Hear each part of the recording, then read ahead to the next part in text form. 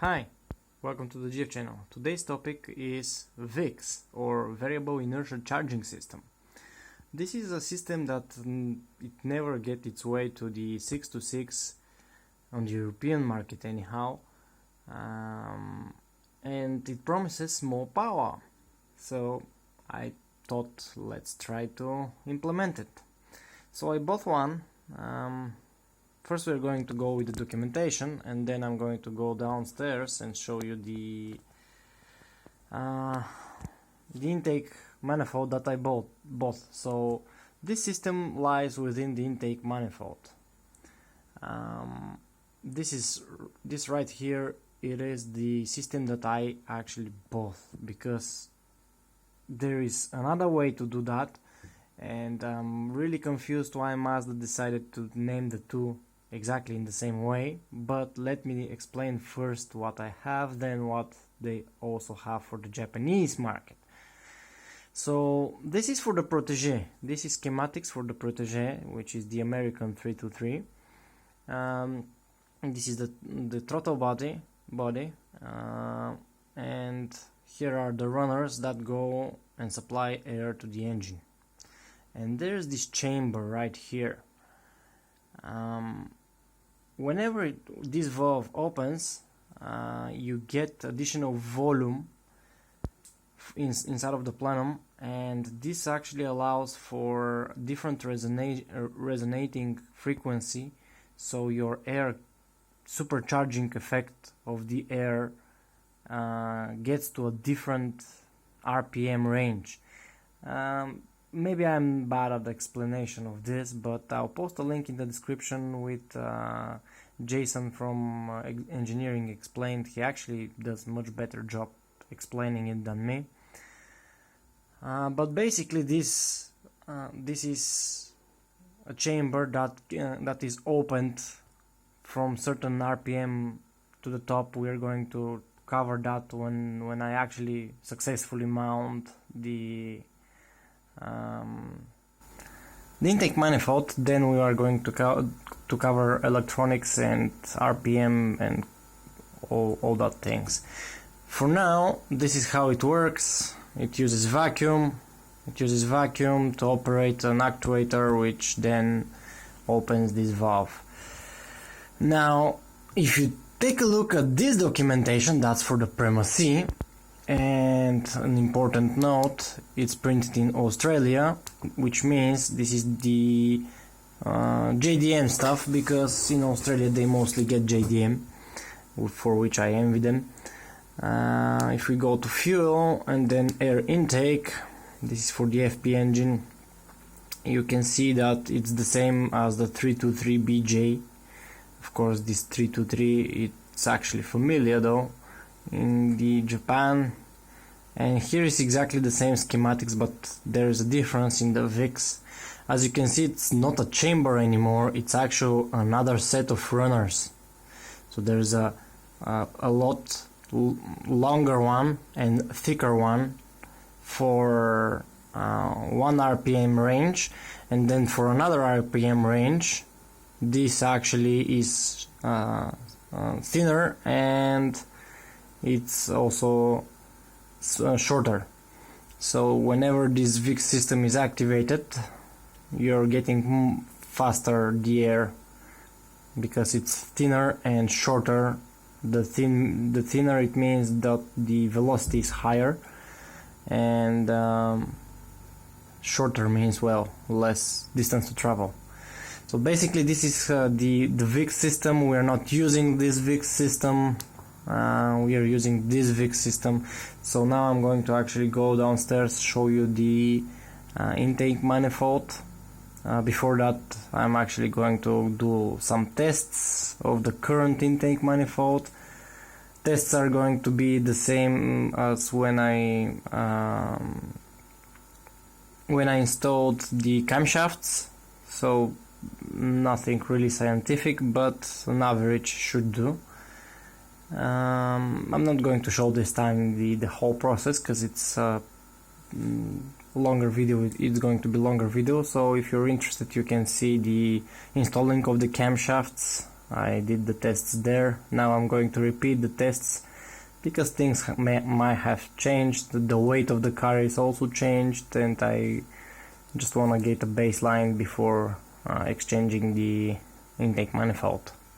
Okay, let's go on downstairs and show you what I got. Okay, and I have here with me the intake manifold from the 323. It has the VICS system. There it is. It's way thicker, and there is this actuator right here, which is controlled by vacuum, which is controlled by electricity. You open up this vacuum valve or whatever, and it pulls this to close it. Now I have opened this one because these are notorious for their bolts to come off and being sucked by the engine, which is a bad thing. So you can see I have already replaced one with a bigger head, and I'm also using thread lock, high strength thread lock, to make sure these never go loose ever again and fall into the engine. You can see here, you can probably see here, this is hollow. There are no holes that go towards the throttle body, so nothing here. You can see nothing, and instead you have these going towards the engine but sucking no air. So this is more like resonance type with a hollow right here. Okay, so let me assemble this now and go to the car so we can check all the vacuum lines if they are on the right spots.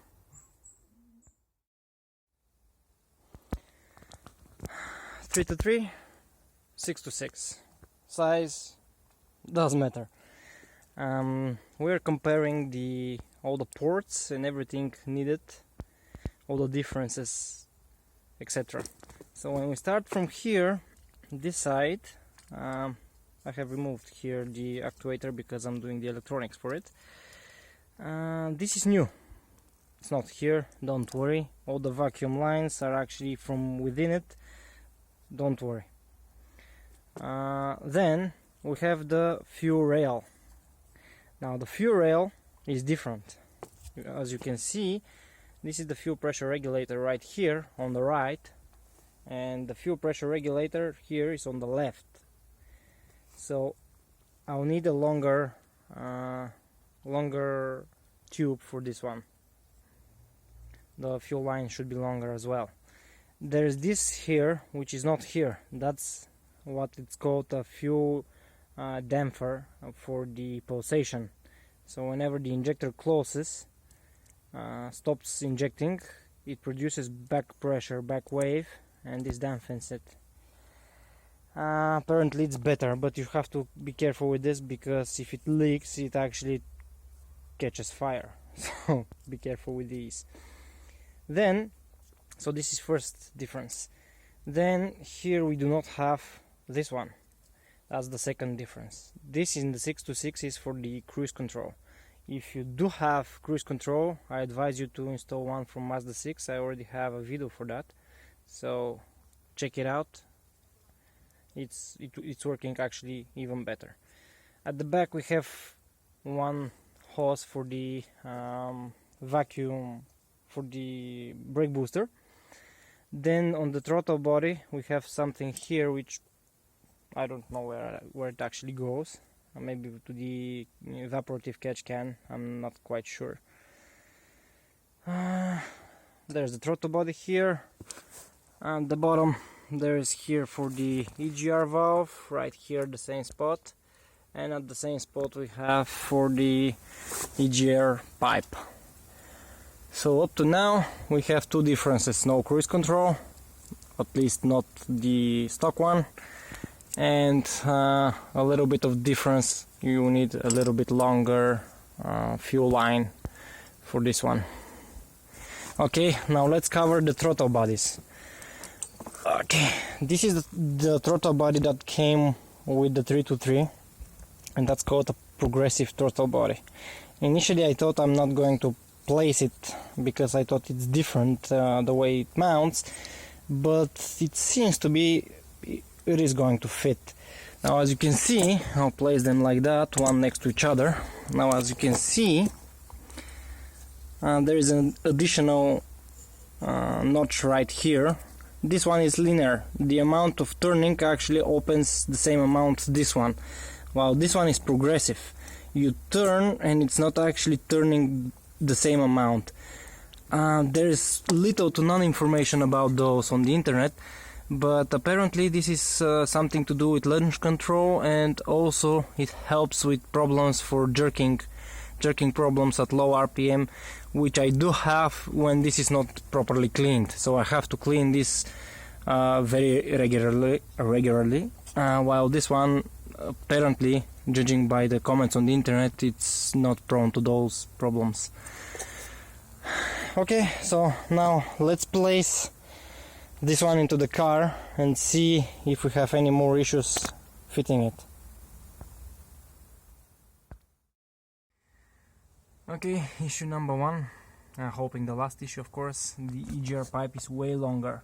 It is on the same spot, but it is way longer, as you can see. It hasn't still fitted here, and it's already longer, so it's going to need trimming. Okay, I lost 2 days for this.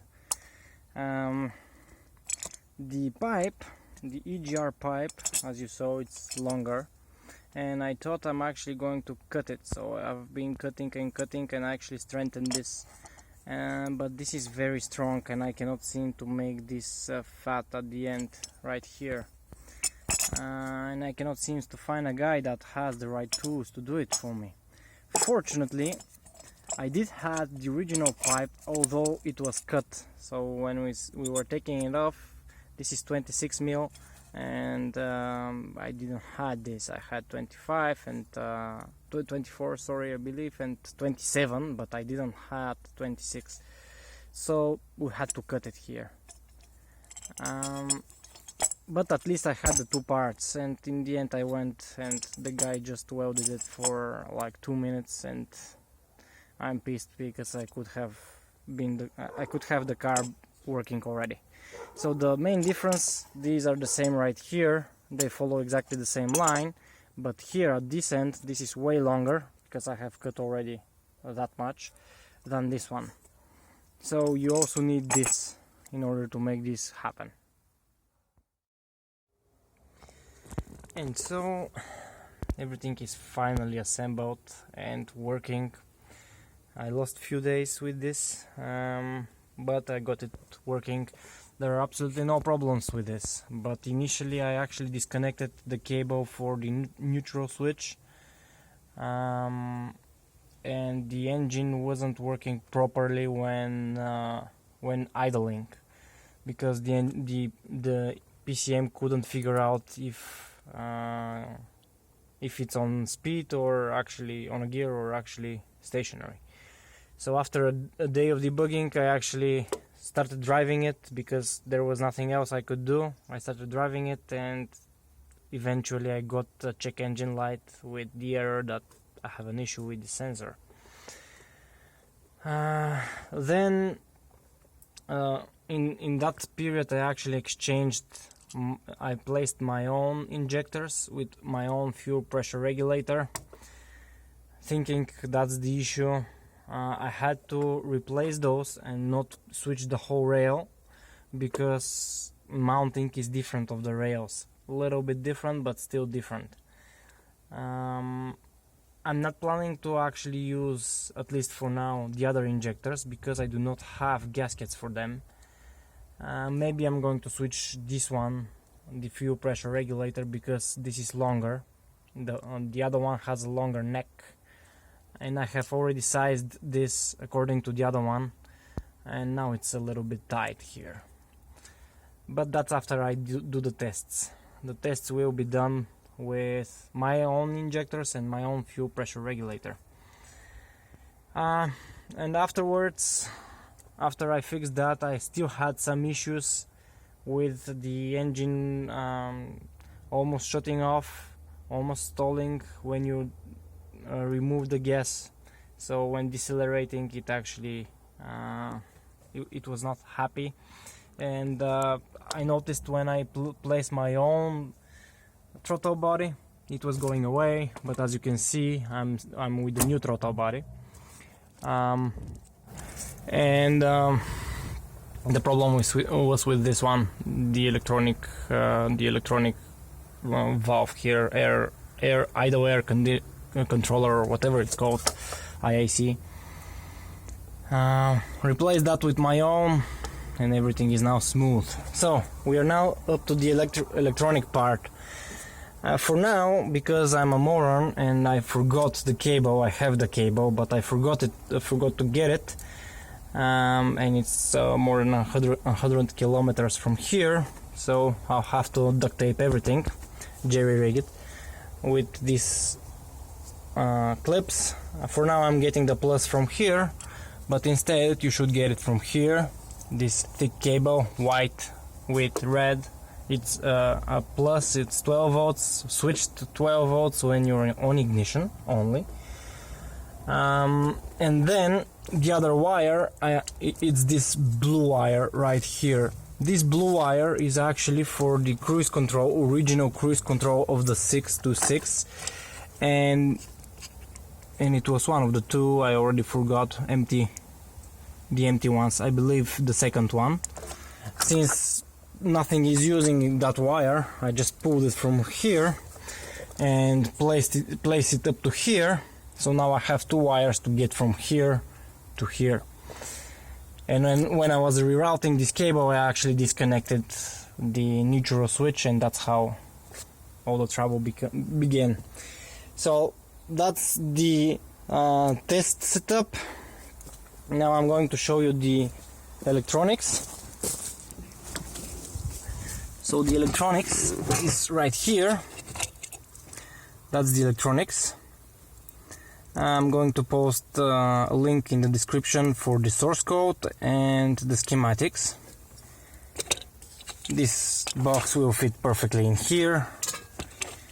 And what it does is when you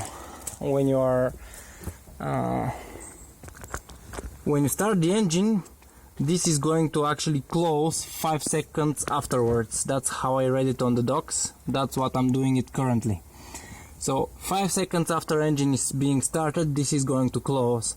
And then after, in my source code I have placed it for 4250, I believe it was, RPM is going to open. And then if you fall below 4000, I believe I made it. It was a long time ago when I was doing prototypes. It opens again. Now it closes again. So this removes fluctuation between inaccurate readings, let's say, from the RPM. So let's see it in action.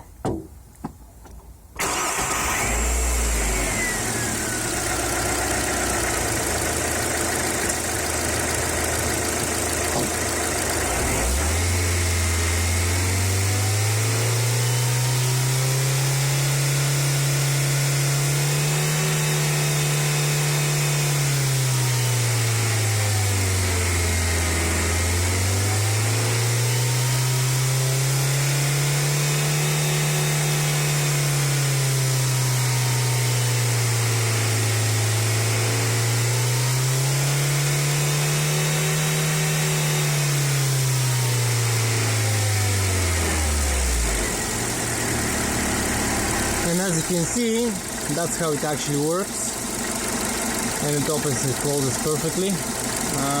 So let's go and do some testing.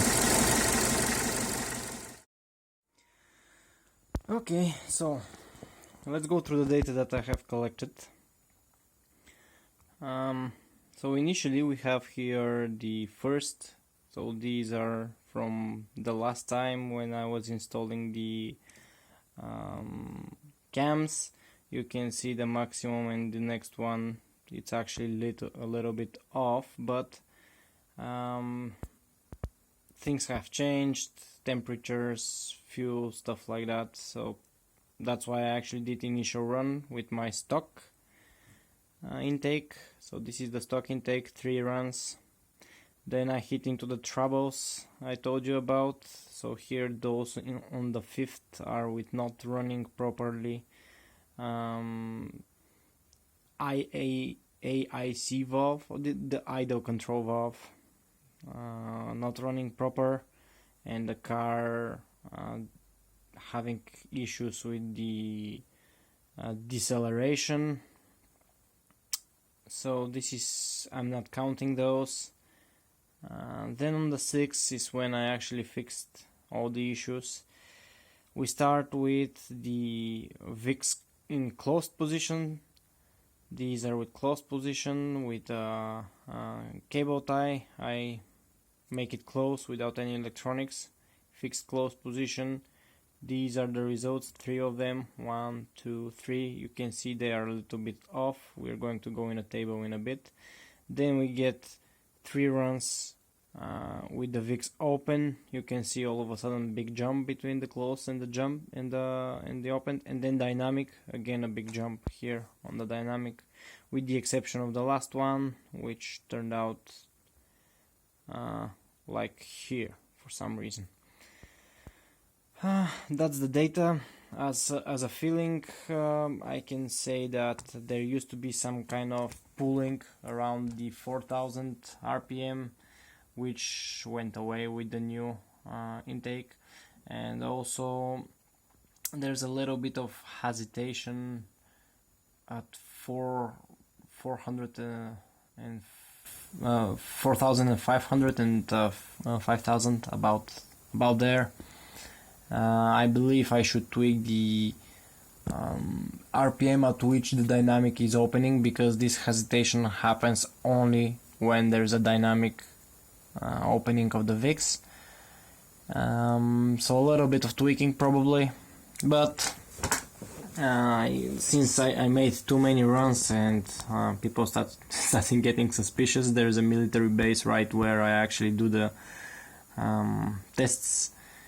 I did 9 runs, so I decided it's time to stop. Okay, that's the data here. All the runs with a minimum, maximum and average, minimum, maximum and average for everything: initial, closed, opened and dynamic. And there is a comparison with each one compared to the initial. You can see it decreases with 5%, it increases. So this minimum is off here. It seems strange to have a minimum which is larger than the maximum, but it's actually a minimum for the difference between this minimum and this minimum, the opened. So these have the highest change. That's why you see highest number here. Anyhow, we are not interested always in the minimum. I always look at the average. So here we have average of 5.44% decrease in power. We have here average of 2.44% increase in power with the VICS opened, which is good because the VICS is being held open by a spring, and if something is to break with my electronics, I'm not going to actually lose power compared to the stock intake system. And then the average of the dynamic VICS, which is 6.86% increase, which is wow. And then the numbers here, the horsepower I'm actually getting. So previously on the cams, this is the cams, these were calculated based on the stock horsepower, which was 74 kilowatts. So not horsepower but kilowatt rating was calculated based on the stock, what Mazda said. It's 74 kilowatts. Now this time I'm not calculating based on the stock. I'm actually calculating based on the previous. So if you see, that actually takes the minimum for this value. It takes this value minimum, which was stock versus intake and exhaust, So it takes this value for the minimum, then for the maximum, then for the average. So the horsepower you see here are actually what it is supposed to be currently in the car with the two modifications. I don't know how much it's without, maybe I can do the math, but I prefer to keep it simple for the future. And that's about it. There should be about 117 horsepower now with this FP engine. Hopefully better torque curve, but of course these are just amateur tests. There is nothing professional about that, so in the end I might actually go to the dyno when I decide I'm finished with modifications to see actual figures. That's all. I hope you enjoyed the video. Hit subscribe. I'll be posting more videos soon. Bye bye.